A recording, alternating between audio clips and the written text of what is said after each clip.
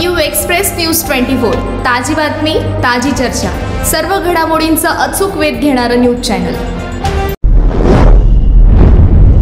मुलाच्या निधनाचा धक्का सहन न झाल्यानं पाठोपाठ आईचाही मृत्यू झाल्याची धक्कादायक घटना इचलकरंजी येथील पुजारी मळा परिसरात घडली। प्रीतम दादासो तेरदाळे, सौ शोभा दादासो तेरदाळे अशी त्यांची नावे आहेत। तर या दोघांच्याही मृत्यूच्या धक्क्याने वडिलांचीही प्रकृती अस्वस्थ झाली असून त्यांच्यावर खासगी रुग्णालयात उपचार सुरू आहेत। या हृदयद्रावक घटनेने परिसरात हळहळ व्यक्त होताना दिसते। इचलकरंजी येथील पुजारी मळा परिसरात तेरदाळे कुटुंबीय राहण्यास आहे। प्रीतम तेरदाळे हा इंजिनियर असून तो लक्ष्मी औद्योगिक वसाहतीत एका कंपनीत कामास होता।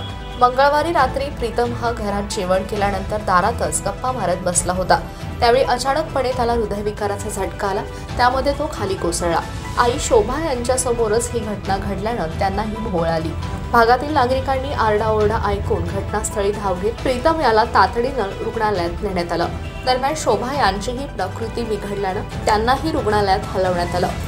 इंदिरा गांधी सामान्य रुग्णालयातील वैद्यकीय अधिकाऱ्यांनी आई व मुलाचा उपचारापूर्वीच मृत्यू झाल्याचं सांगितलं।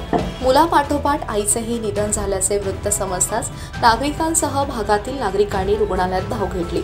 याच दरम्यान पत्नी व मुलगा या दोघांच्या मृत्यूची माहिती समजल्यानंतर दादासो तेरदाळे हेही अस्वस्थ झाल्यानं अत्यवस्थ झाल्याने त्यांनाही रुग्णालयात दाखल करण्यात आलं।